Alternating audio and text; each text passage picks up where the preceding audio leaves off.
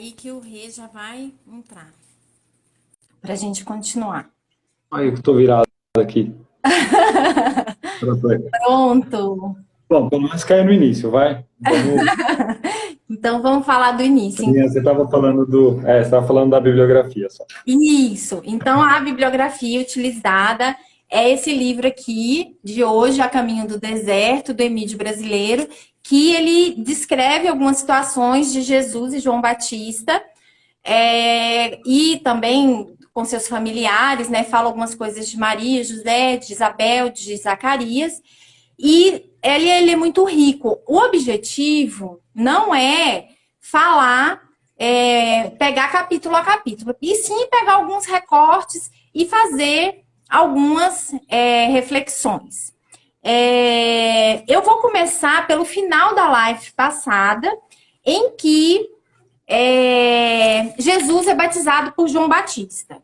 Então, João Batista ele profetiza assim, né, que o Messias seria conhecido naquele dia, do nada, assim, ele fala que que o Messias seria conhecido naquele dia, e aí todos estavam aguardando a presença de Jesus e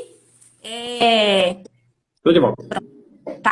E aí, todos era um dia diferente. Aí chega aquela pessoa que eu até li, né, na semana passada, majestática, assim, aquela presença de roupas alvas e tal. E aí ele pede para João Batista batizá-lo.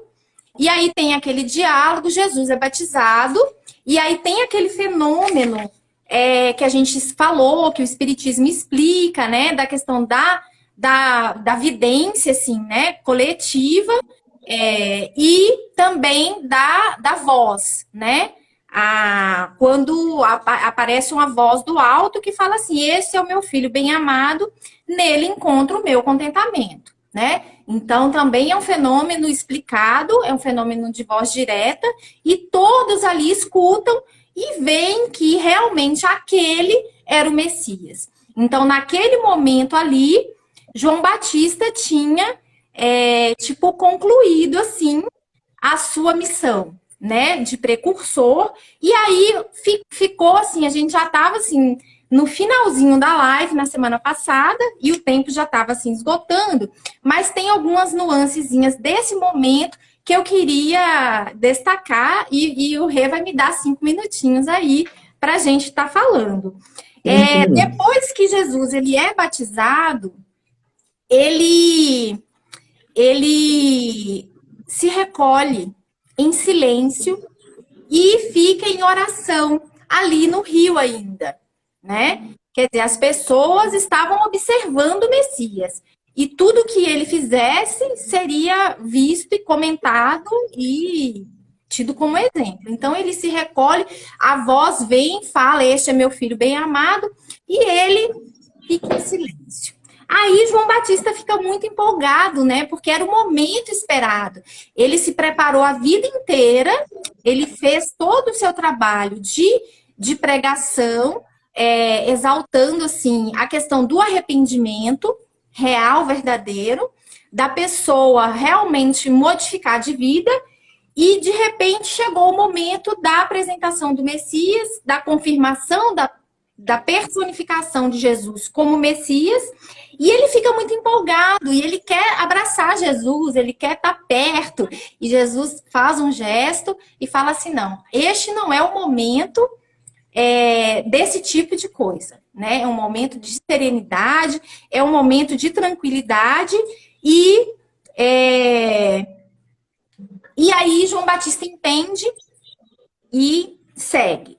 3 dias depois do batismo de Jesus, João Batista encontra-se com Jesus e ele pede assim para que os seus seguidores se afastassem, e ele teria um momento com Jesus. E aí tem um diálogozinho assim que eu queria destacar. Jesus fala para João Batista assim: João, resguarda-te dos opositores, porquanto Herodes mandará soldados para te encarcerar. Não temas, entretanto, os que somente podem matar o corpo. Então, Jesus já estava falando ali para ele se preparar. E aí, João Batista estava tão empolgado, tão assim, feliz da presença de Jesus, que ele nem se liga muito com o que Jesus falou naquele momento. E aí, Jesus continua e fala assim: tens cumprido na íntegra todos os desígnios do Senhor nosso Pai. O caminho está arado. Resta-me apenas cumprir o que está escrito. Então, Jesus, ele formaliza falando que João Batista cumpriu na completude a sua missão. E aquelas palavras não poderiam produzir efeito maior, era tudo o que desejava ouvir para pacificar seu íntimo, porque João Batista tinha aquelas dúvidas, né? Vocês lembram que semana passada a gente falou que ele ficava assim, será que eu estou fazendo certo? Será que eu estou pregando da maneira que deve ser? E ele ficava assim, como qualquer ser humano, perante um desafio, e o dele era um grande desafio, ele se sentia assim, não com dúvida, mas como ser humano mesmo, sentia aquela cobrança própria dele, né? E aquelas palavras de Jesus pacificaram o seu íntimo, né? Sua consciência iluminava-se de grandiosa energia moral. Com voz pausada e firme, disse com suprema reverência: Senhor, que queres agora que eu faça? E aí responde Jesus: João, somente há um Senhor que é nosso Pai. Sou teu amigo. Então ele coloca, porque João Batista chama ele de Senhor. E aí Jesus fala, não, Senhor, só tem um que é o Pai. Eu sou teu amigo. Olha que legal. Tua missão está regiamente cumprida. Porém, mais uma vez terás que partir primeiro. Não mais para a convivência do escárnio humano, mas para as blandícias do reino dos céus, onde reinam soberanas a justiça e a misericórdia do Pai. E aí João Batista pede para seguir Jesus, e Jesus fala, não, sua missão está cumprida. Agora aguenta até o finalzinho e você vai voltar, né? Você vai partir antes de mim. Então era isso que eu queria resgatar da semana passada, que eu finalizei assim, Jesus foi batizado, e tipo assim, né, 1h45 de live.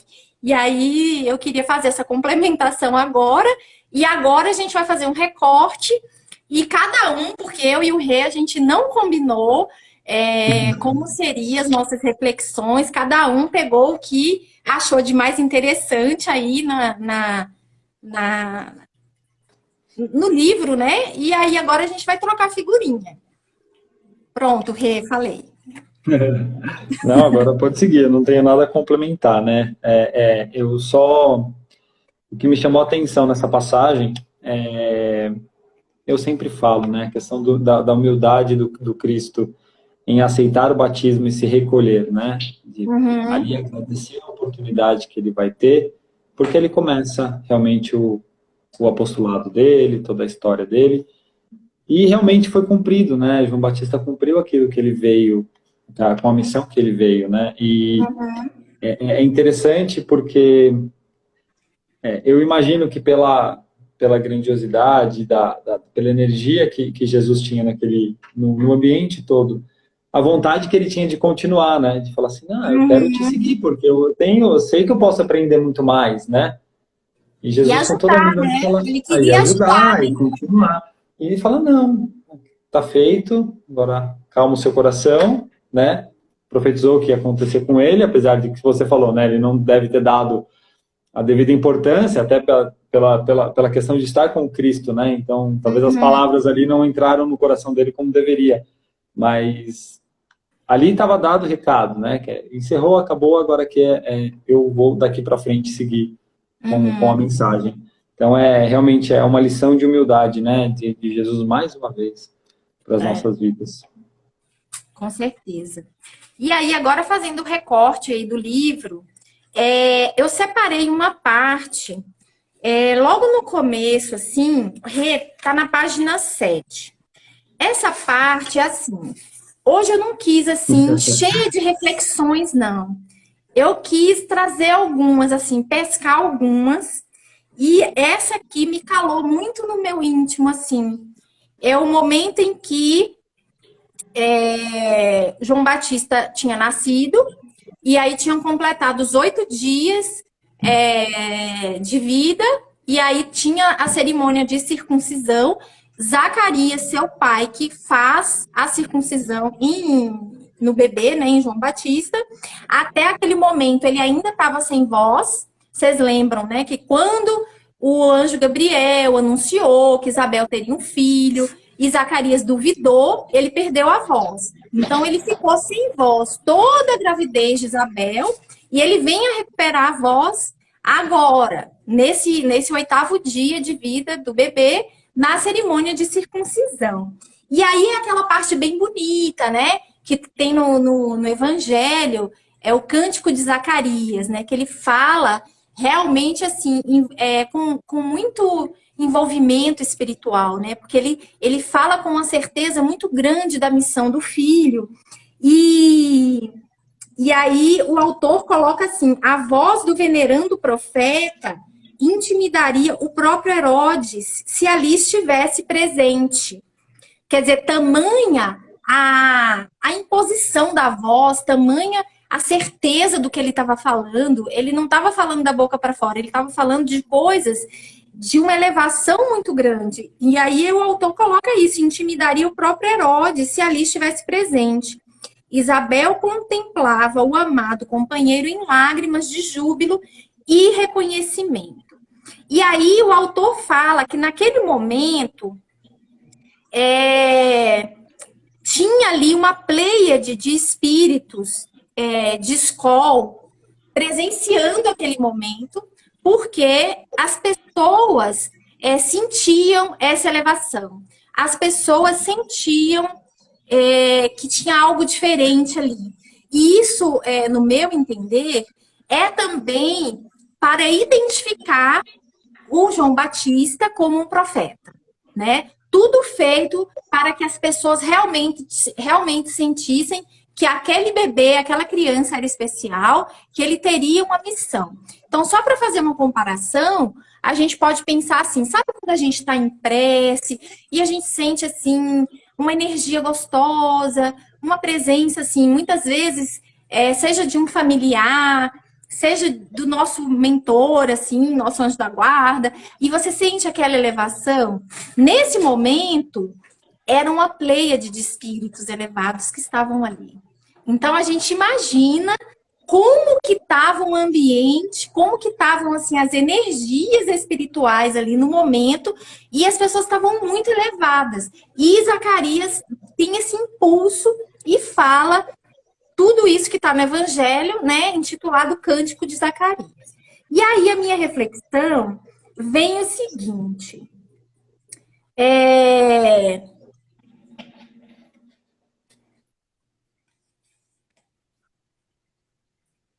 Zacarias não tinha palavras para externar seu reconhecimento, embora já pudesse falar. Indizível emoção levava-o às lágrimas. Chorou copiosamente diante de todos. Todo o seu corpo tremia de emoção. Ele fora tomado por uma força invisível que o fizera falar após longos meses de silêncio e reconhecimento. Então, o autor já está falando assim que não foi só assim imposto silêncio a ele. E nesse período de silêncio compulsório, ele trabalhou muito o seu íntimo, né? Silêncio e reconhecimento. Não seria mais o mesmo. Não há quem não mude após tão longo silêncio. Aprender a valorizar a fé através de cada expressão. Doravante, quer dizer, dali para frente, seu verbo seria pautado dentro da mais pura ordem consciencial. Quer dizer, cada palavra que saísse da sua boca dali para frente passaria por um crivo consciencial muito elevado. Ele não falaria mais nada que não fosse de extrema importância, que fosse de elevação, que tivesse um sentido muito profundo. Aquilo tocou, esses meses de silêncio tocaram a fundo o espírito de Zacarias. Nenhuma palavra sairia em vão de seus lábios. Nenhuma queixa, nem, nenhum comentário infeliz. Tinha suficientes razões para ser o mais disciplinado dentre os sacerdotes da Judéia. Quem conseguisse educar a língua alcançaria a maior vitória da vida. E aí ele vem falar assim, quantas vezes a gente fala sem pensar, ou a gente usa uma entonação de voz que vai causar um mal, um dano na outra pessoa, muitas vezes, assim, eu não vou dizer irremediável, porque tudo tem um jeito, né? Mas às vezes vai causar um mal tão grande e que vai causar um sofrimento tão grande. E aí o autor vem falar exatamente isso, a questão do pensar, a questão do agir antes de pensar, porque tudo tem consequência. Nós que, assim, né, nós estudamos o Espiritismo. O Espiritismo explica que o pensamento é matéria. Que o pensamento, você pensou, você plasmou. De alguma forma, é uma matéria sutil, que não é como a nossa matéria aqui, né, no nosso plano da gente apalpar, mas é uma matéria mais sutil, mas não deixa de ser matéria.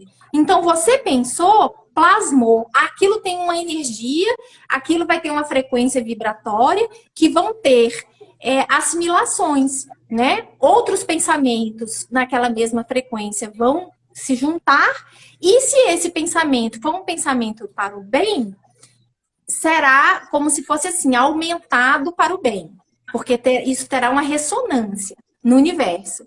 Se for para o mal, ou se for para um simples interesse pessoal, aquilo vai ter também nas suas proporções.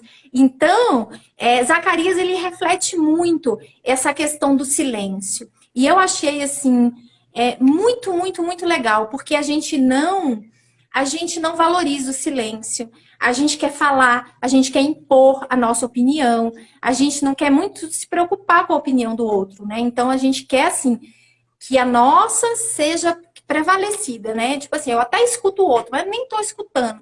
Eu estou preparando o que eu vou falar para convencê-lo e eu quero que ele pense do mesmo jeito que eu. E ele vem falar exatamente o contrário, que ele aproveitou esse período para o seu crescimento, aumentou a sua fé. Quando ele voltou a falar, ele já estava transformado já. Ele já estava num outro patamar. Aí a primeira reflexão é sobre o silêncio, é sobre a sabedoria da palavra. Inclusive, Emmanuel, eu não trouxe assim reflexões diretas de Emmanuel, mas a gente que estuda, ele fala muito sobre isso, sobre assim, usar o verbo de forma para o crescimento, né? Para educar, para elevar, para edificar, né? E se você não tem nada de bom para falar, cala. Então, a minha primeira reflexão foi essa, Rê. Eu não sei se você anotou essa também. Ó, não é sacanagem, ó. Tá grifado aqui, exatamente esse parágrafo, tá vendo? Que dá você ter conexão com a pessoa. Uhum. Mas é bem isso, né? É um parágrafo que, por si só, ele já vale uma live, né? Porque aqui tem toda uma reflexão que ele faz acerca do silêncio e da importância, e que você falou, né? Enquanto espíritas, que a gente estuda a questão do pensamento. E quando você começa a estudar isso, você começa a entender a importância de se pensar de uma maneira sadia, correta, porque o seu pensamento vai gerar uma atitude e essa atitude vai gerar uma consequência. Uhum. Então, é extremamente livre-arbítrio da gente pensar, porque a gente pode controlar os nossos pensamentos. Ou seja, eu estou pensando coisas ruins, eu posso, naquele momento, orar e vigiar, né? Para, né? Faz uma oração, muda o seu pensamento, e é treino, porque no minuto seguinte o cara te fecha na rua e você vai pensar uma coisa errada, e aí você tem que mudar, se modificar seu pensamento. Isso acontece diariamente com a gente, e é a necessidade que tem do treino, de você modificar, mudar essa chave, né? E começar a ter bons pensamentos que vão gerar boas atitudes, que vão gerar o bem para o próximo. né? Uhum. Então, é extremamente... Tem um parágrafo aqui, deixa eu ver se eu acho no meio aqui rapidinho, para falar que eu achei que é sensacional. Espera só um pouquinho. Aqui. Não, peraí. Deixa eu ver se eu acho aqui rapidinho. Aqui, que ele fala que não há mais não há quem não mude após tão longo silêncio. Aprenderá a valorizar a fé através de cada expressão. E eu lembro do filme quem assistiu, né? O Nosso Lar, aquela cena do André Luiz, que ele põe a água na boca. É exatamente aquilo, né? Então, fala sem pensar, começa, e ele faz a mesma coisa com o companheiro que está do lado. Então, exatamente, ainda coloca, calma, pensa, né? A água está na boca, pensa enquanto você está, os 10 segundinhos, 15, 20, se precisar 1 minuto antes de você tomar uma atitude, para que você leve uma vida de uma maneira mais saudável, né? Em relação aos pensamentos, em relação às suas atitudes. Então, é um parágrafo, assim, que é riquíssimo, riquíssimo. E não tem muito o que falar, porque a leitura dele só já é uma reflexão, e que você lê isso daqui, você parece que é a sua vida dentro do livro, né? Que as atitudes que a gente pode tomar, que ele fala aqui, de como que você lidaria no seu dia a dia tendo esse silêncio, né? Como que você se modifica dando a valorização para o silêncio, o valor necessário que o silêncio tem, né? De você refletir, se autoconhecer e modificar suas atitudes. Acho que é isso, Aninha. E quantas vezes nos arrependemos de algo que fazemos ou falamos e falamos assim, nossa, eu queria voltar 2 segundos no tempo e eu não teria dito aquilo, eu não teria feito Exatamente, Aninha, aquilo, esse parágrafo né? aqui, ó. Em quantas vezes o homem fala sem pensar e por isso age sem refletir sobre as consequências de seus atos. É exatamente isso que você falou, né? Tipo, o ser intempestivo, né? De você querer fazer as coisas e depois, no segundo seguinte, você fala assim, nossa, Já vem o fiz arrependimento, né? besteira, né? Exato, E exato. é importante, assim, a gente parar e respirar, sabe? Assim, sabe quando vem aquele turbilhão, vem né? Aí vem o instinto, né? Falando mais alto, porque assim, como a gente está mais. Eu sempre gosto de falar isso para a gente se situar na escala. Como que a gente se situa na escala? A gente está muito mais próximo da origem do que do destino. Então, a gente tem os instintos, né? Então, quando vem a hora do instinto, a gente cala, respira. Quando a gente respira, a gente automaticamente diminui aquela ansiedade de falar e de gritar e de se fazer ouvir. E aí você pode evitar muitos males. E essa reflexão eu achei bem legal. E o autor, ele continua falando assim, que aí agora ele vai aprofundar um pouquinho essa parte. Ele coloca assim, quem conseguisse calar de si mesmo, conquistaria a humildade. Tudo isso que eu vou falar assim, eu nem vou ficar falando muito. Eu vou deixar cada um ir refletindo. Ó. Quem calasse defeitos alheios estaria vivenciando a maior caridade. E aí o Evangelho segundo o Espiritismo tem um trecho maravilhoso que fala sobre a indulgência. E a indulgência é exatamente a gente ter a caridade para com os defeitos dos outros. Né? Então, essa é uma grande caridade, quando a gente vê o defeito do outro e se cala. Tipo assim, se eu posso ajudar, beleza. Se eu não posso, eu não vou ficar falando, eu não vou ficar diminuindo o outro, porque o outro tem aquele defeito. Porque se eu colocar a lente na minha direção, quantos defeitos eu tenho? Né? Então, essa caridade, assim, do calar frente aos defeitos dos outros, é muito importante. E como você falou, Rê, é um exercício.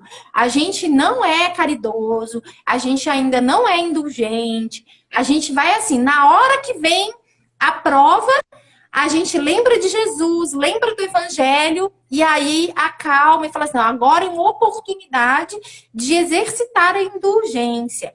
E aí ele continua, quem calasse nos momentos oportunos seria o mestre da prudência. E essa palavrinha prudência, Jesus usou muito, de fazer com calma, Vamos fazer sem violência, vamos ser prudentes, porque quando a gente é prudente, a gente se protege e protege o outro também. E todos saem ganhando. Quem olvidasse as palavras inúteis, quer dizer, olvidar no sentido assim, de pôr de lado, de esquecer. Quem olvidasse as palavras inúteis não precisaria de qualquer outra penitência.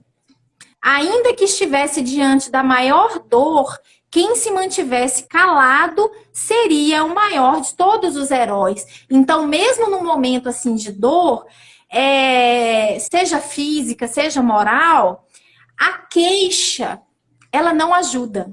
Ela só nos diminui a nossa energia, diminui a ligação com o nosso mentor, com o nosso anjo da guarda. A gente vai se isolando assim e vai se ligando a outras energias, outras frequências que se queixam também. Porque a lei do universo é o quê? É a lei de afinidades. Você vibrou numa faixa vibratória, outras faixas, outros espíritos que estão vibrando na mesma faixa automaticamente se ligam a você, né? E eu achei muito legal isso, a questão da queixa. Aí agora vem a parte que eu peguei que a gente vai linkar com a próxima reflexão. Ele vem falar da verdade. Olha que interessante. A verdade seria dita sem a fraqueza que agride e devassa. Sim, não calaria a verdade, mas por inúmeras maneiras poderia falar a verdade sem violentar aqueles que não suportariam seu vislumbre. Isso quer dizer o quê? Muitas pessoas, em nome de serem verdadeiros, de serem sinceros, eu sou super sincero, eu falo a verdade, sai igual um trator falando a verdade de qualquer maneira, e você não tem a empatia de se colocar no lugar do próximo e saber assim, a pessoa tem a estrutura moral para ouvir aquela verdade naquele momento, aquela verdade naquele momento vai ter utilidade, né? Então, para a gente refletir sobre isso também, porque muitas vezes estamos certos naquela situação, mas não necessariamente precisamos impor, precisamos falar, precisamos colocar, olha, tipo assim, às vezes no meio espírita, às vezes acontece de, por exemplo, tem algum médium, e aí essa pessoa vê, né, sente as percepções, aí chega a pessoa e fala assim, nossa, tô vendo perto de você, tem algo... E a pessoa já fica apavorada, quer dizer, para que falar isso, né? Cala e faz uma oração pela pessoa, fala uma coisa assim que vai incentivar uma leitura edificante, convida ela para assistir uma palestra, ou ir, sei lá, alguma coisa que vá tirar a pessoa daquela faixa vibratória que, por exemplo, aquele espírito que está próximo a ela está ali. A gente pode ajudar de diversas formas, mas não, tem gente que fala assim, nossa, você tá carregada, tô vendo aqui um monte de coisa, e aquilo não vai ajudar, né? Então, anotei essa parte aí. É outra parte que dá uma outra live, né? Eu linko muito, Ana, é incrível, né? Essa frase, eu acho que você não chegou a falar ela, né? A arte de falar somente atinge sua perfeição quando aprende a ouvir o que não se pode falar. Você vai falar depois, então eu não vou nem entrar nessa frase. Ela é sensacional. Não, porque já muda também o tema. Eu só penso o seguinte, desde que a gente vem falando ali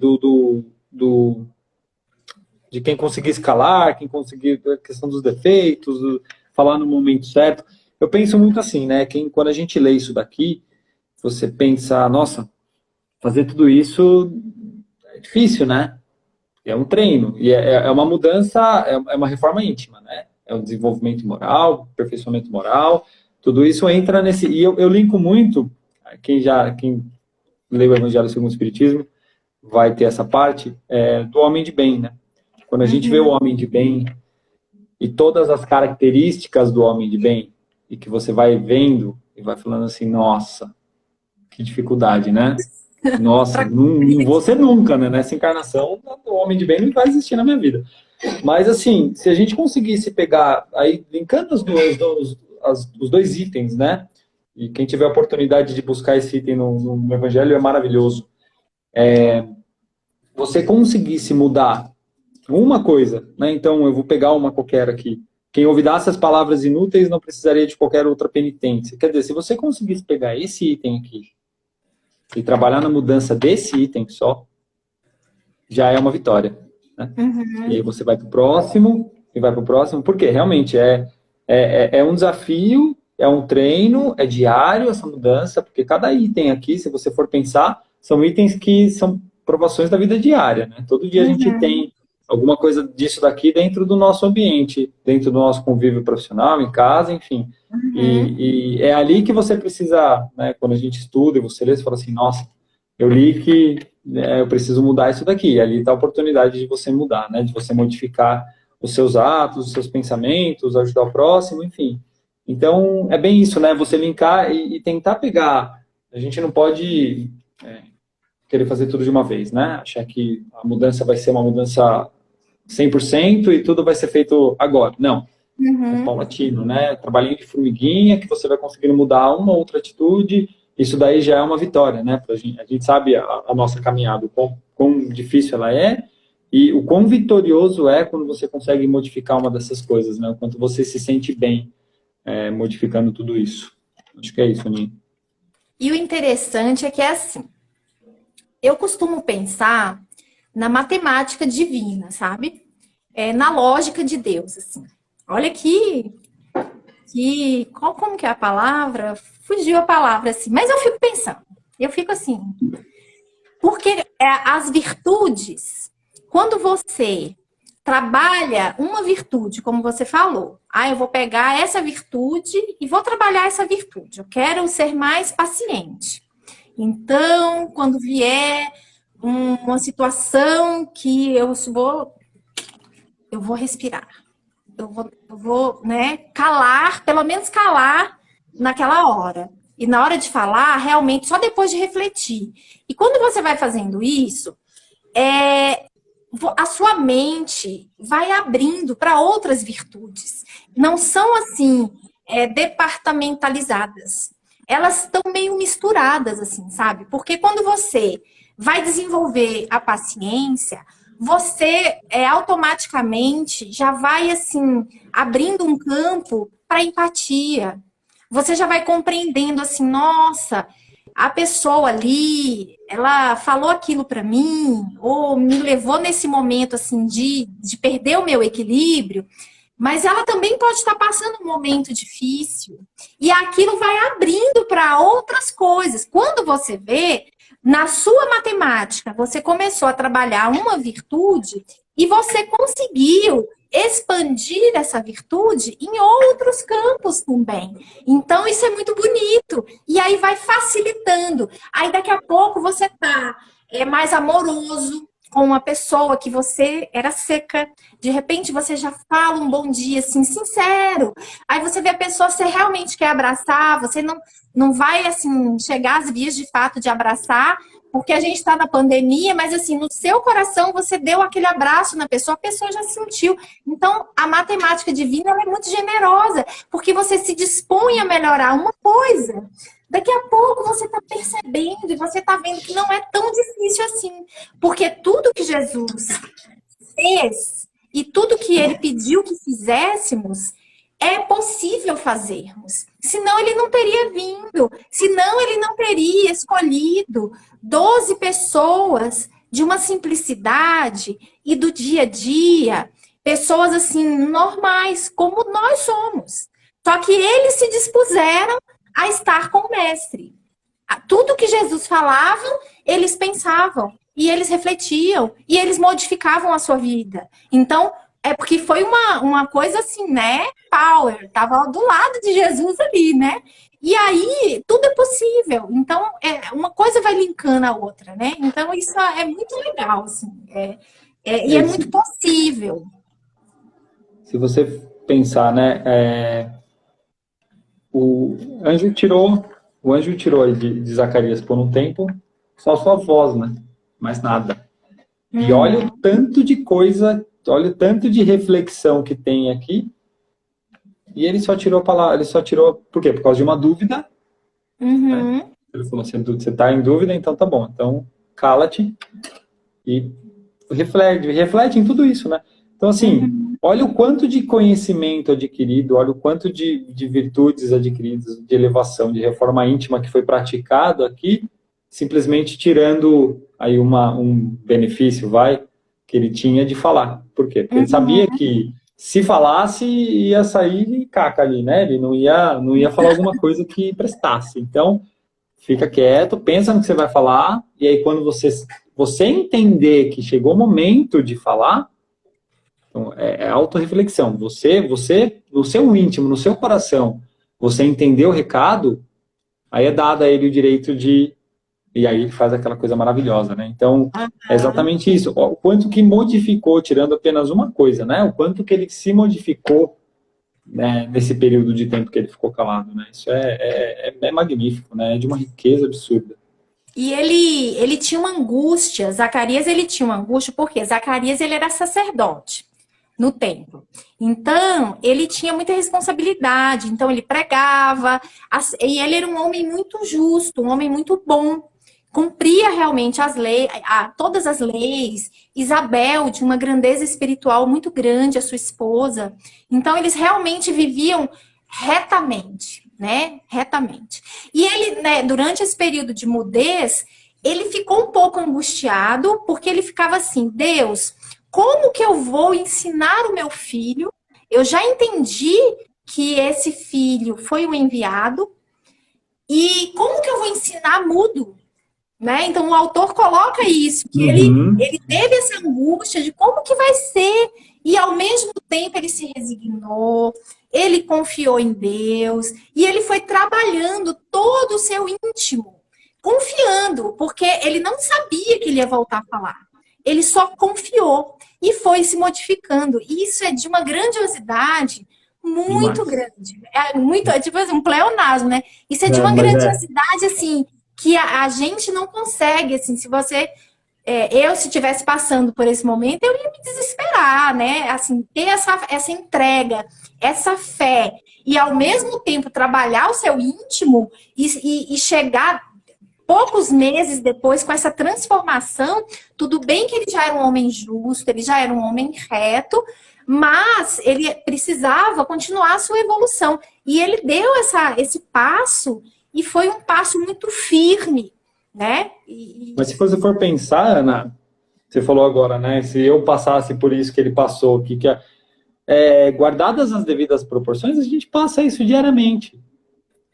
A gente passa isso diariamente, dessa angústia e dessa dúvida, do desamparo, e muitas vezes duvidando da existência de Deus, duvidando da grandiosidade divina. E aí, quando você consegue entender e fala assim, não, tô errando o caminho, não é a esquerda, é a direita que eu tenho que ir. Sim. E aí você volta a confiar em Deus, você volta pro Evangelho, e aí começa a clarear as coisas. Quer dizer, se eles fossem tirar as nossas virtudes agora, a gente tava, né, ia ficar sem fala, sem olhar, sem fazer nada. Não convenhamos, mas assim, a gente vive isso. Oi? Não, você tem razão. A gente vive isso diariamente, essa dúvida e tudo isso. Então, aqui, a grandiosidade de Zacarias, né? Também ali é um espírito bem evoluído, enfim, por tudo que você acabou de falar. Mas eu acho que isso tudo é diário, a gente passa e tem que ter essa volta, né? A gente tem que passar por tudo isso e às vezes a dúvida, a angústia, o medo te faz parar para refletir, né? Faz ficar em silêncio, às vezes, no seu cantinho, pensar em tudo que você fez e falar, nossa, agora eu tenho que tomar o caminho certo, né? Que a gente sabe qual que é o caminho do Evangelho, o caminho de Deus, né? Acho que é isso. Ana, vamos seguir porque... Vai para essa frase aqui, eu quero que você fale sobre ela, da arte de falar aqui. Você tem uma arte de falar, você gosta, então fala aí. Não, eu achei tão legal, porque a frase fala assim, a arte de falar somente atinge sua perfeição quando aprende a ouvir o que não se pode falar.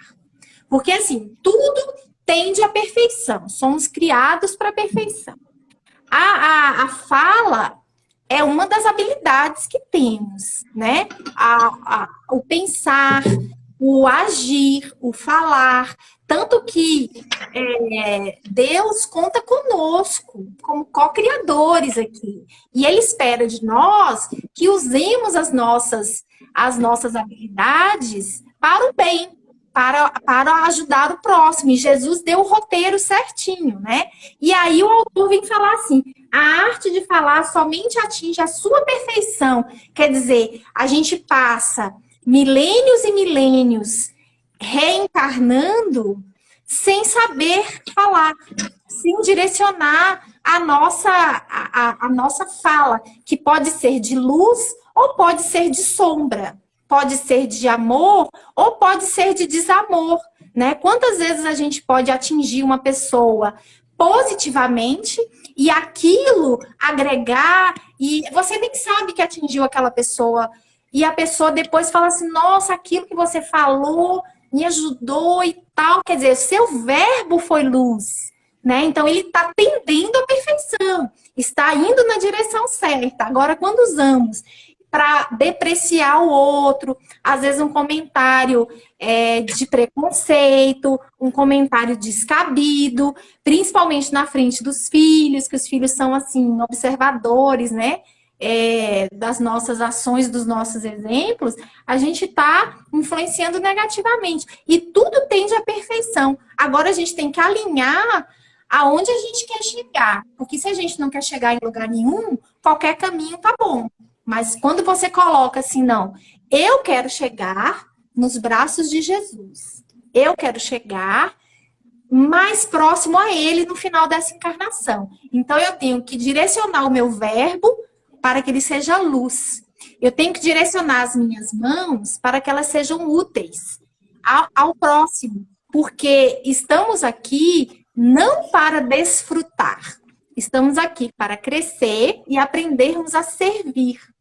Que quando a gente entende isso, que a gente está aqui para aprender a servir, que foi o que Jesus fez, né? Ele fez. Só que a gente não vê dessa forma. A gente vê, ai, Jesus, aquela coisa que você diviniza, né? A gente diviniza Jesus e coloca ele lá longe. E ele falou para João Batista: Senhor é Deus, eu sou teu amigo. Jesus é nosso irmão, né? Então, essa questão de divinizar Jesus é ruim, porque a gente coloca ele tão distante e a gente acha assim: não, eu não sou Jesus, eu posso falhar, e aí eu não me coloco para ser luz. Mas quando eu falo assim: não, eu quero caminhar para os braços de Jesus, aí eu me sinto na obrigação de ser luz. Então é o que ele está falando aí, que a arte de falar vai atingir a perfeição, porque somos fadados à perfeição. Por mais que lutemos contra isso, fala: não quero, vou continuar sofrendo porque eu quero sofrer, eu vou continuar fazendo coisa errada porque é legal. Você pode continuar, mas vai chegar um momento em que as coisas vão mudar, assim, Deus vai colocar coisas na sua vida que você vai despertar, você vai se arrepender e você vai caminhar na direção, porque Deus quer assim. Não tem como refutar essa verdade, né? Não sei se eu respondi direito o que você... Não, respondeu. Era só uma reflexão, nem vou tomar muito tempo, porque senão a gente não vai passar, mas é isso, né? Deus age nas nossas vidas e é independente de qualquer coisa, né? E vejo mesmo com Jesus, seus ensinamentos, né? Muitas vezes a gente desacredita, né? A gente não, né? Mas muitas pessoas não acreditam, banalizam ou realmente colocam Jesus no pedestal, sendo que ele tem que estar, ele está do nosso lado, não tem que estar, né? E às vezes é um meio de fugir, né? De fugir do caminho certo, né? Porque é mais difícil. Quando você começa a entender o evangelho, a ler, a saber o caminho que você tem que tomar, começa a ficar dolorido, né? Porque começa a tocar nos pontos que você precisa modificar. É a tão falada reforma íntima, né? Porque aí você precisa modificar, porque você sabe, você tem o conhecimento. Né? Você trouxe o conhecimento de Jesus para perto, você tirou ele lá da onde você colocava lá no alto e trouxe ele para perto de você, porque você começou a entender ele. E aí fica difícil, porque te tira da sua zona de conforto, né? Isso é bem interessante mesmo. Mas assim, isso é um ponto de vista. É temporariamente difícil. Por quê? Porque até então a gente alimentou o nosso ego. Até então, a gente viveu voltado para os nossos interesses. Então, a partir do momento que eu sigo Jesus, eu tenho que abrir mão dos meus interesses. E isso, às vezes, é ruim. Fala, não, eu não quero abrir mão dos meus interesses. Então, só é difícil porque a gente é egoísta. Sim. Porque Jesus falou, meu fardo é leve, né? Meu jugo é suave. A direção, o jugo, para quem não sabe, é aquele anteparo que coloca assim no burrico para ele seguir na direção. Então, a direção é simples, né? E o fardo é leve, porque o fardo, a única coisa que Jesus pede de nós é que nos amemos uns aos outros. Então, tipo assim, amar a Deus, amar uns aos outros como eu vos amei. Tá aí a lei, né? Então, é difícil porque somos egoístas, porque não conseguimos abrir mão dos nossos interesses em prol do próximo. Quando ampliamos a nossa percepção e queremos colocar, tipo assim, a nossa vontade nessa direção, tipo assim, não, eu quero que o meu verbo seja luz, eu quero que as minhas ações sejam luz, aquilo vai ficando mais fácil. Você abrir mão de ficar fazendo uma coisa inútil para fazer uma coisa útil para alguém, aquilo vai te dar uma energia, vai te dar um calor, vai te dar um amor tão grande que daqui a pouco você está viciado, você quer fazer outra coisa, você quer... Por quê? Porque o fardo é leve, né? Porque Exato. A gente não quer experimentar, né? Quando você experimenta, aí você já quer fazer mais. Esse é o ponto, né? Esse é o ponto. É na hora que você entende o quão bom é modificar pensamento, atitude, caminhar, né, junto do Cristo, você modifica, você vê o quanto é bom e segue no caminho, né? Eu acho que esse é o ponto mesmo. Ana, vamos passar. Vamos. Eu separei uma outra passagem, porque assim, João Batista, sua família iam constantemente a Nazaré visitar Jesus, Maria e José. Então, eles tinham, porque eles eram parentes, né? João Batista e Jesus eram primos. E aí, numa desses encontros, João Batista tinha tido um sonho, um pesadelo, durante 4 noites seguidas. E ele acordou, assim, apavorado, muito angustiado.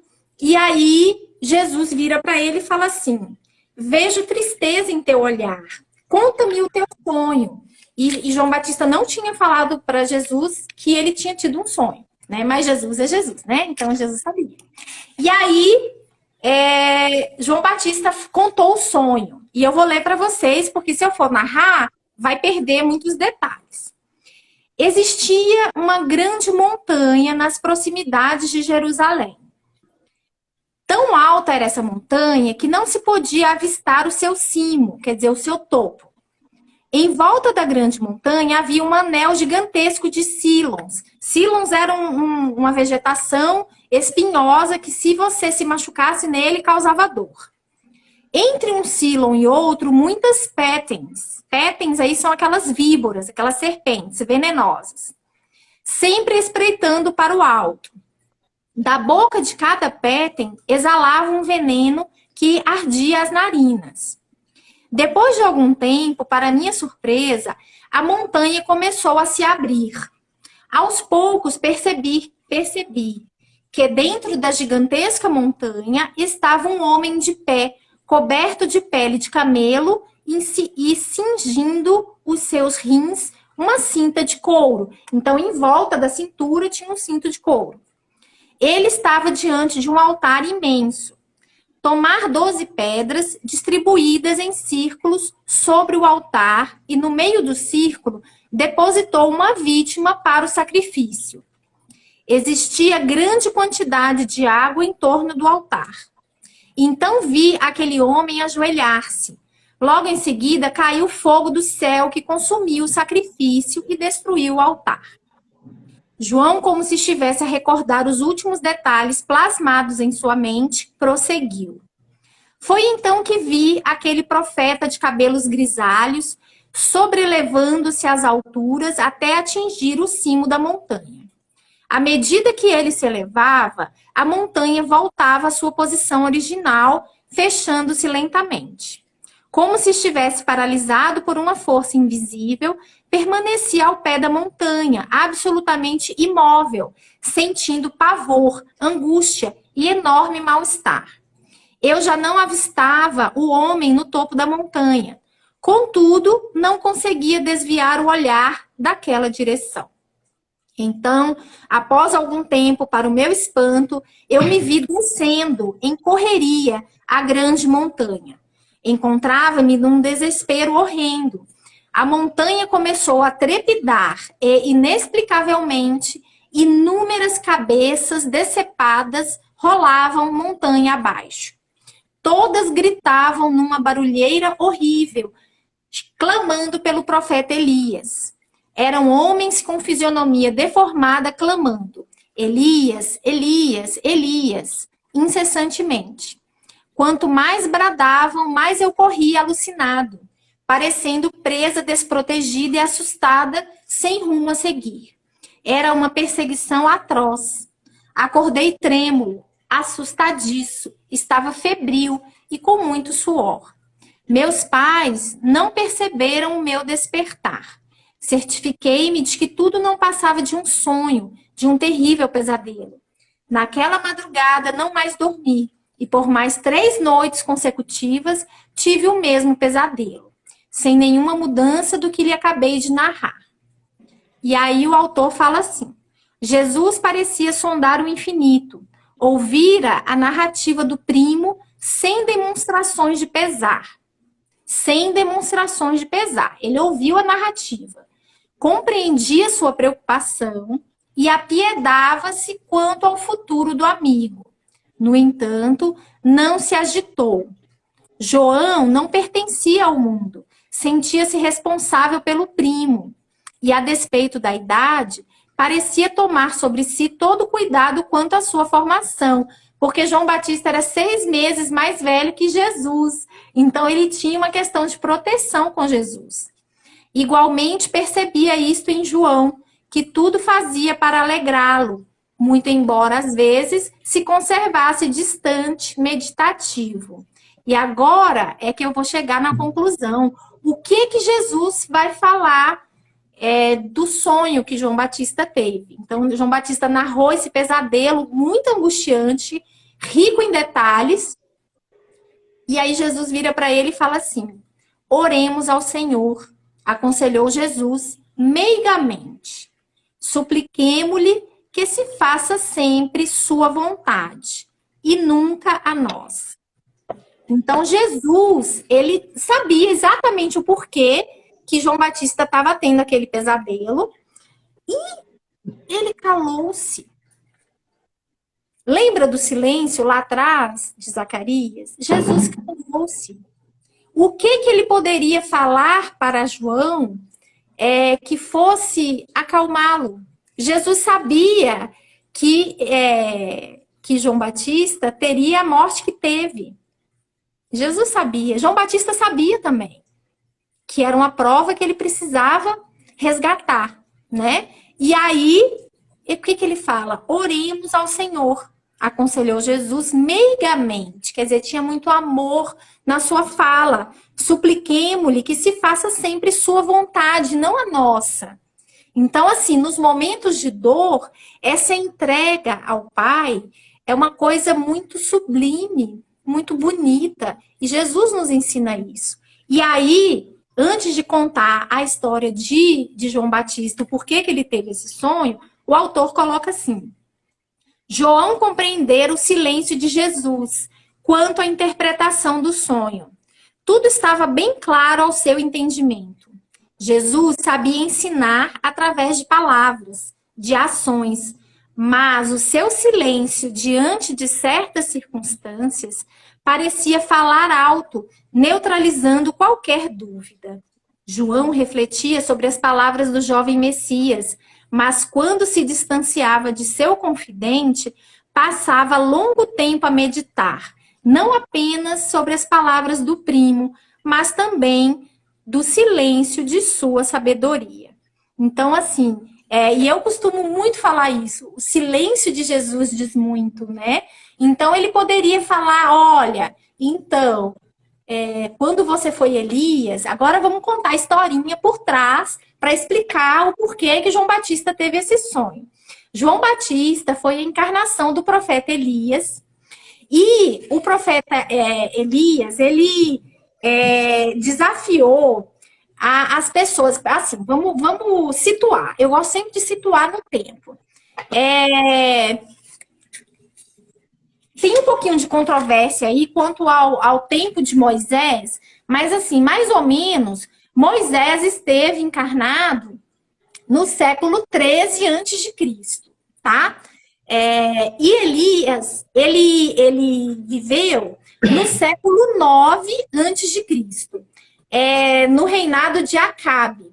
E, quer dizer, foi depois de Moisés. O que Moisés fez? Moisés libertou seu povo da escravidão do Egito, levou seu povo para o deserto, passou 40 anos no deserto, ensinando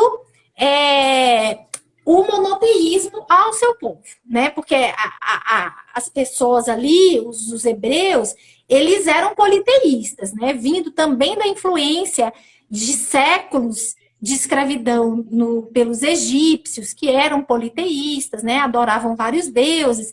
Então, isso veio de geração em geração.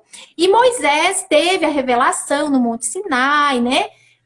A questão dos 10 mandamentos, que são as leis divinas. E aí, a partir daquele momento, ele falou, olha, o Deus é um Deus único. Não existe esse Deus.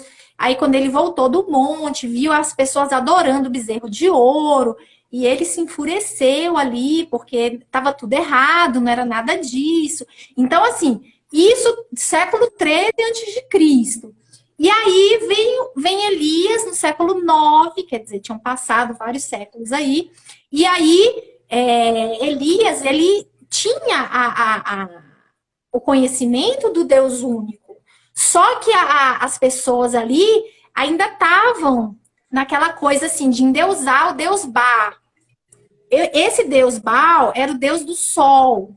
E aí, ele com a sua certeza, com a sua energia,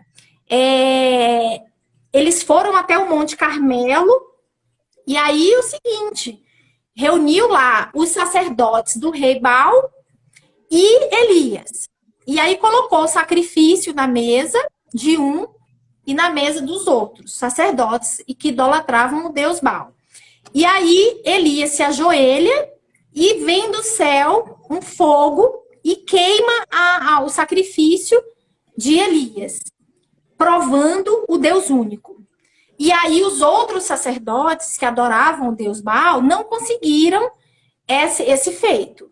E aí foi assim confirmado a veracidade do Deus único. Só que aí o profeta Elias, o que fez? De uma forma muito enérgica, ele pediu a cabeça dos 450 sacerdotes do Deus Baal, que estavam ali tentando fazer com que o fogo consumisse o sacrifício deles. Então ele pediu e o rei Acabe concedeu que todos fossem decapitados, né? E aí, quer dizer, lei de ação e reação, o profeta Elias, ele provou a existência, assim, do Deus único, mas ele adquiriu esse débito perante a justiça divina, né? Então, esse sonho que ele teve, que ele contou a Jesus, que ele viu, na verdade, ele estava vendo à distância ele próprio, como Elias, e aí as cabeças decapitadas rolando montanha abaixo,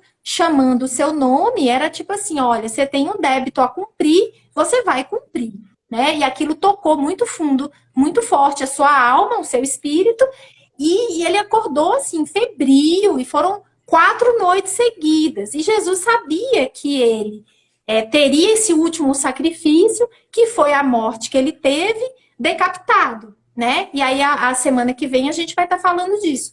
mas mesmo com todo esse conhecimento que Jesus tinha ali, e estava tão claro, ele calou-se. Então, o que eu queria refletir é isso. Jesus sabia da verdade, sabia de tudo, e ele apiedou-se do seu querido amigo ali. Oremos a Deus, que seja feita a tua vontade, não a nossa. Então, serve de lição, assim, para muitas vezes a gente realmente, duas coisas. A gente se calar quando o que temos a falar não vai ajudar, e a gente exercitar a nossa fé em Deus. E é muito bonito isso, essa passagem. Legal, né? Só comprova aquilo que foi falado no parágrafo anterior, né? Que você falou do Zacarias a respeito do silêncio. Numa história tão, né? Esse sonho que João teve, mostrando para ele tudo o que aconteceu, né? E Jesus simplesmente pede para ele orar, né? Então, é o que você falou, podia abrir as cartas ali e falar tudo, né? Falou, então, aconteceu assim, assim, assado, você fez tudo isso, você foi tal pessoa, e agora você tem que pagar sua conta. Mas não, ele simplesmente falou, ora, reflete sobre tudo isso, né? Agradece a Deus a oportunidade que você tem e que seja feita a vontade do Pai. Assim, é exatamente Jesus, né? A simplicidade dele nas palavras. E eu imagino assim, João devia estar ali falando para ele, esperando que o primo assim, fala aí o que tá acontecendo comigo, né, consola, olha o pesadelo que eu tive, rapaz, a noite foi difícil, mas aí ele não, né, simplesmente ele acalmou o coração dele, né, entendendo tudo aquilo que estava acontecendo, acalmou o coração do primo, e essa frase, né, que sabia ensinar através de palavras, de ações, mas o seu silêncio diante de certas circunstâncias parecia falar alto, neutralizando qualquer dúvida. Então, o silêncio sendo muito mais importante, né? Falando muito mais alto do que qualquer palavra. Ou seja, olha a importância. E o orar e vigiar, né? A gente realmente dá importância para a oração no momento em que a gente precisa e orar com amor mesmo, né? Não com palavras. As palavras às vezes saem da nossa boca, mas o coração não está falando aquilo, né? E realmente fazer a prece pedindo auxílio, agradecendo, porque a gente sabe que vai ser atendido. Eu acho que aqui é uma demonstração do poder da oração, do quanto a prece é importante. Porque numa situação como essa, né, na visão que ele teve de tudo o que aconteceu, e a palavra é simples, né? Ora e que seja feita a vontade do Pai. E ponto final. Né? Olha a grandiosidade. E ele fala assim, né, Rê? Não é nem ora. Ele fala assim, oremos. Oremos, né? Tipo ele tá assim, junto, né? Eu tô junto com você. Ele se colocou ao lado de novo, né? Oremos. Isso é muito bonito, porque Jesus, ele prometeu estar ao nosso lado até o fim dos tempos. A gente tem que entender isso, né? Só que a gente tem que ter a ação.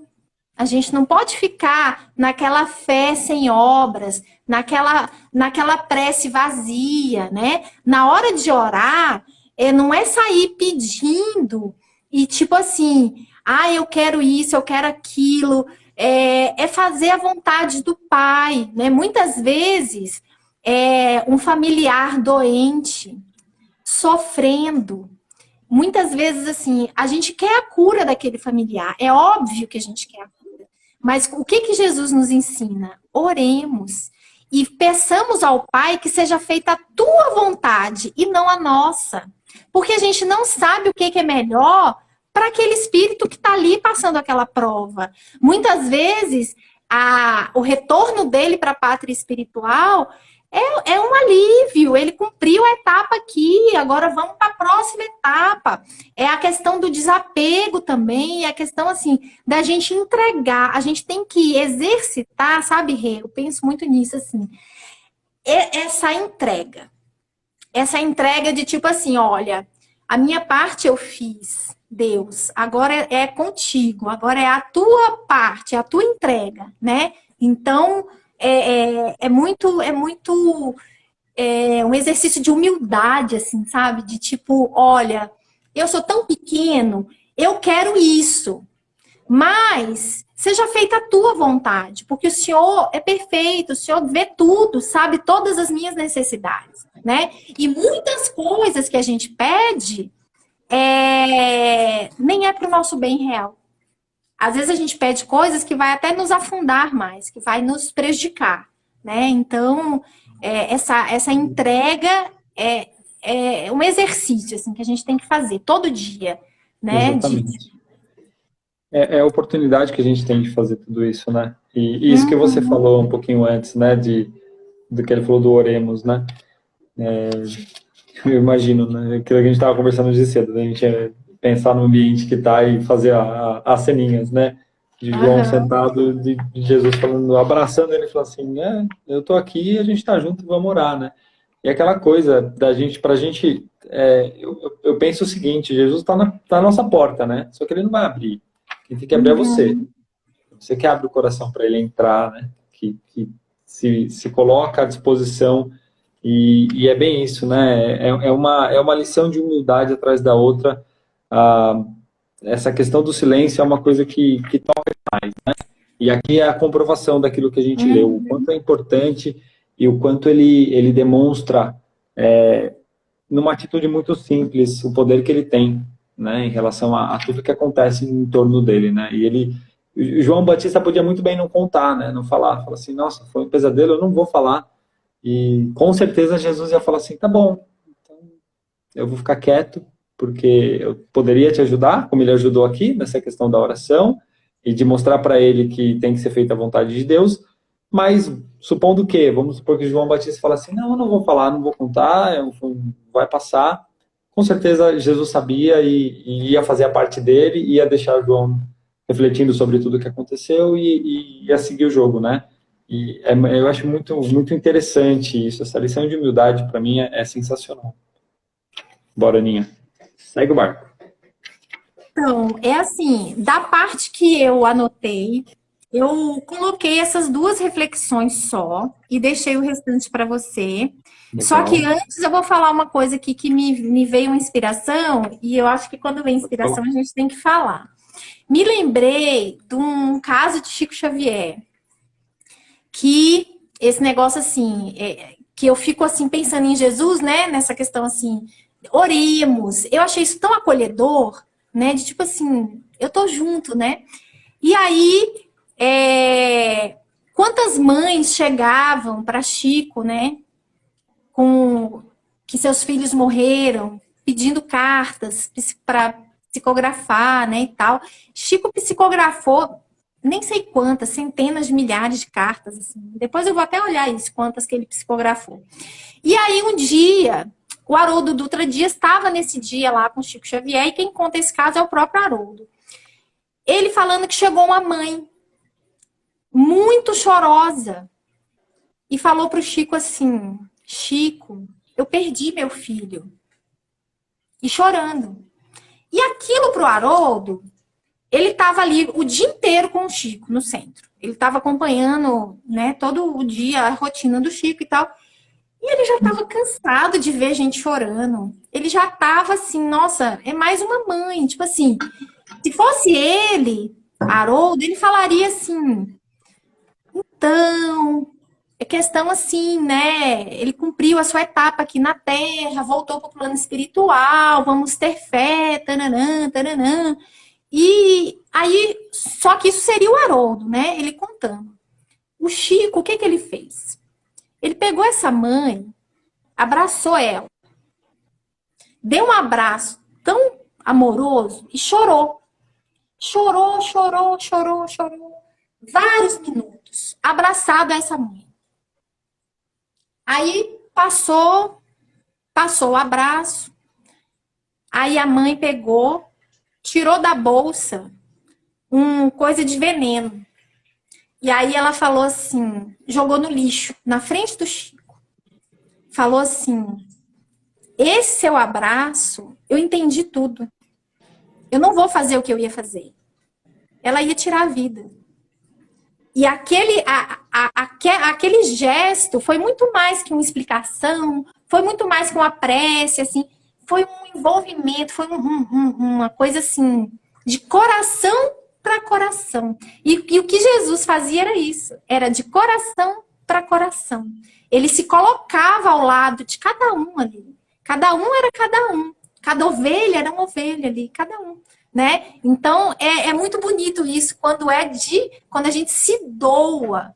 E isso tem um efeito no outro de uma forma que a gente não consegue imaginar a extensão, né? Porque o amor, ele não tem fronteiras.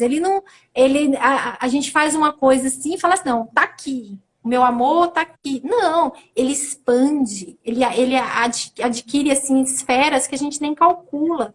E aquele abraço do Chico naquela mãe tirou uma ideia de autoextermínio. Ela jogou o veneno na frente dele, assim, no lixo, né?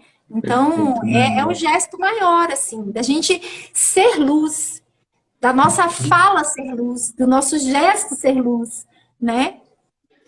E de novo, Mas, né? assim, as minhas reflexões que eu anotei para essa noite era isso. Eu não avancei, porque eu achei, assim, que já tinha bastante Não vai dar.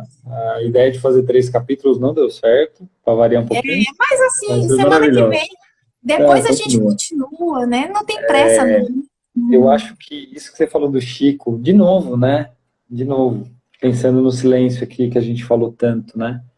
Então, provavelmente ali, com certeza, né? Ele foi intuído por toda a espiritualidade que envolvia ele a abraçar aquela mãe num gesto de abraço, ou seja, ele não falou nada, né? Poderia muito bem ter falado, alguém falou para ele assim, olha, ela quer se matar. Então, você tem a oportunidade aqui de Mas ele falar não algo. sabia. Então, mas vamos supor, né? Vamos supor que ele soubesse de tudo que ia acontecer e poderia sentar ele e falar assim, não faz isso, e falar, e falar, e falar, e evangelho, e não sei o quê, mas não, né? Então, assim, por um gesto de abraço, e óbvio, né, com a grandeza do Chico, que imagina receber um abraço do Chico ali, você realmente é um remédio, né? Ele te deixa numa calma, enfim, não dá nem para descrever. Então, eu acho que no momento do abraço e do afeto, do amor, deve ter passado um filme na cabeça daquela mãe que ela entendeu que não se deve fazer isso, não se deve tirar a vida. Então, você imagina tanto de coisas que ela conseguiu refletir em torno de um abraço, de um choro do Chico Xavier nos seus braços, né? É o Então, poder do amor. praticamente falando, não faz isso, né? Mesmo não sabendo, eu não sabia. Então, mas mesmo assim, o que ela recebeu, provavelmente, foi isso. Não, né? Não faz isso. Sua vida é sua vida. Você tem um presente que Deus te deu e você precisa continuar, né? Apesar dos pesares, das dificuldades, da perda de um filho, que né? A gente não imagina a dor que é isso, mas é aquela coisa, a vida segue. Você precisa continuar, né? Então, é o silêncio, né? O silêncio diz tudo. Um abraço, um amor puro de um abraço fez uma pessoa não se suicidar, né? Isso daí é inimaginável, é uma coisa maravilhosa. E, Aninha, eu não tenho mais tanta coisa, eu acho que eu tinha grifado de tudo que você falou, e ó, sem brincadeira, tá grifado de vermelho, oremos ao Senhor aqui, que a gente colocou, então, para você ver como, né, a gente não conversou sobre tudo que falou, sobre todas as reflexões, mas bateram. Um parágrafo só, eu queria que você comentasse, que eu coloquei aqui, está na página 18, no meio ali. Então, o que ele fala, né, depois que tudo que ele assimilou, tudo que ele entendeu de tudo que estava acontecendo, ele fala dos dons, né? Então, que ele desenvolveria os dons da cura, da profecia, trabalharia com a essência das coisas materiais, a fim de transformá-las, dividi-las, multiplicá-las, pacificá-las e aperfeiçoá-las para a realidade espiritual. Entretanto, duvidava que ele, grande admirador do profeta Elias, fosse o próprio Elias numa etapa missionária. Só quero que você fale um pouquinho sobre por que assim, né? Pensando na primeira parte que ele fala da essência do trabalho dele, né? De você trabalhar, de pacificar, de transformar, dividir, multiplicar as coisas, pacificar, aperfeiçoar para a realidade espiritual. Que coisa maravilhosa, né? Você entender a grandiosidade do seu trabalho, né? Que você tem para vir fazer aqui. Então, queria que você, para finalizar a nossa live, você tem 3 minutos para falar sobre esse parágrafo. Ai, meu Deus. Vamos lá. São 54, tem 4 minutos. Tá.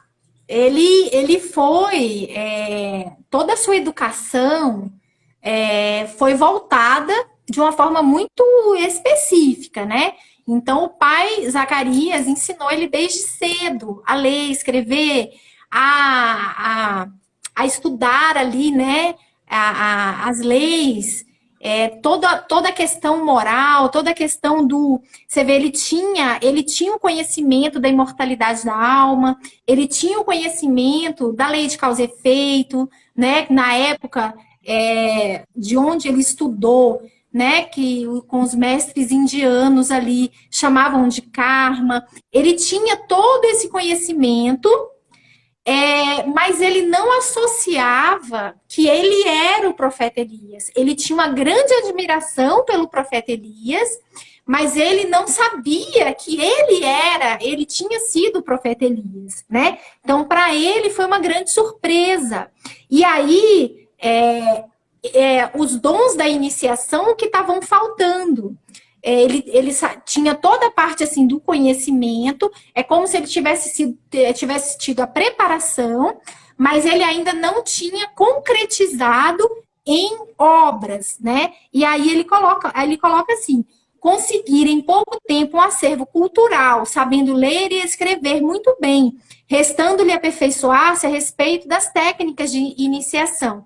Desenvolveria os dons da cura e da profecia, trabalharia com a essência das coisas materiais, a fim de transformá-las, dividi-las, multiplicá-las, pacificá-las e aperfeiçoá-las para a realidade espiritual. Então, ele iria ter na prática a questão assim, da questão da cura, da profecia, e também da vivência com as questões materiais, a fim de espiritualizar essas coisas materiais. Então, quando ele foi para o deserto, viver de uma forma assim, meditativa, no sentido assim, de estar isolado, ele ficou com o tio dele lá, poucas pessoas viviam, se alimentava frugalmente, tudo aquilo já foi uma preparação para que ele desenvolvesse essas outras potencialidades que, na verdade, todos nós temos e que, se quisermos, desenvolvemos também, né? Então, ele já foi preparado nesse sentido, já era um espírito que ele nessa encarnação, ele veio já com essa missão, né? Então, tudo foi muito natural, foi muito consequência, assim. Quando ele começou a falar, já foi profetizando.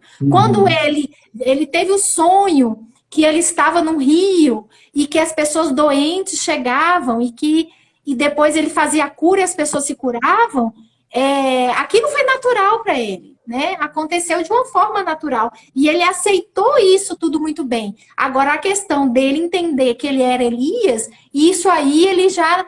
Porque ele admirava muito o profeta Elias. Ele colocava Elias muito alto e ele muito baixo, entendeu? Ele não entendia que era a mesma pessoa, né? Aí é uma interpretação minha, eu entendo que como um gesto de humildade mesmo, né? A superioridade do espírito, né? Quanto mais superior o espírito, mais humilde ele é. Então, quando a gente encarna, a gente tem o esquecimento do passado, ele teve também. Ele não teve privilégio de nascer e já saber de tudo, não. Aí ele tinha os insights, ele teve esse sonho, ele tinha essa admiração, mas ele não sabia, né? Então, mas essas potencialidades que ele desenvolveu aí, nós podemos desenvolver. E você sabe, Rê, o que faz a gente desenvolver essas potencialidades, assim, da cura, por exemplo? É o amor. O amor é o único caminho. Por que falam assim? Ah, a criança machucou, caiu, ralou o joelho. Aí a mãe vai lá, beija, quer dizer, passa um monte de bactéria pro joelho da criança e o joelho para de doer. O que é? É o amor da mãe que envolve aquilo ali e cura, né? Quantas vezes meus filhos, assim, com febre e tudo, e eu abraçava, orava, dava o remédio, mas a oração, aquilo ali, cura, né? Então, a gente tem esses dons também, a gente só precisa trabalhar. Perfeito, né? Perfeito. Não sei se eu respondi a contento. Respondeu. Não, é isso aí. É sensacional, é uma parte muito interessante, né? Demonstra a grandeza dele, a humildade dele e tudo que ele trabalhou, né? Eu acho que é exatamente isso. E tudo, você chegou onde eu estava pensando mesmo, tudo gira em torno do amor, que é tudo que a gente vem falando hoje na live, né? Do amor do Uhum. Cristo, do amor do Zacarias, do amor de João Batista, tudo gira em torno do amor. E o amor que envolve aqui é o amor realmente, é o amor perfeito, né? É o amor puro, que é o que a gente sempre vem falando, né? O amor, muitas vezes a gente banaliza a palavra, e aqui eles demonstram, né, o quanto essa pequenina palavra é importante quando você realmente traz ela para as suas vidas, nas suas atitudes, né? Eu acho que essa foi, para mim, foi a essência da live de hoje, né? O quanto você trabalhar com um amor verdadeiro torna você, ou leva você mais perto do Cristo, né? Eu acho que é Uhum. isso, Aninha. É É o isso que pra mim exercício, o desafio é o exercício do amor, né? Exato, Então, se a exato. gente não precisa ter questão assim de religião, sabe? Não. Isso aí tudo é bobagem. A religião, na verdade, é uma ferramenta que facilita, né? Eu acho assim, eu vejo como um facilitador, porque o que importa é a nossa relação com Deus. Como que está a nossa relação com Deus? Está uma relação saudável? Está uma relação de entrega?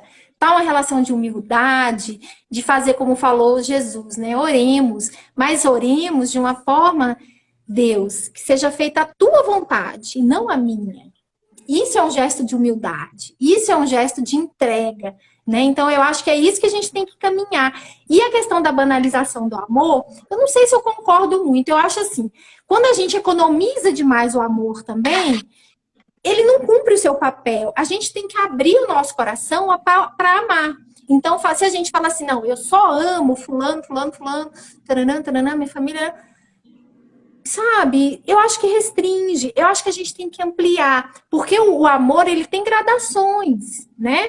Eu falo Sim. que eu amo meus gatos, eu falo assim, mamãe te ama, aí o gatinho fala miau, sabe? Então, assim, a gente vai ampliando essa capacidade de amar, que vai aumentando, né? Ah, mas eu só amo meus filhos. Ah, porque. Sabe essa separação? Eu acho que não é saudável. Jesus falou: Uhum. amai os vossos inimigos. E aí explicou: amar o inimigo não é você abraçar, beijar, estar perto, é fazer uma oração sincera por ele. É uma forma de amor.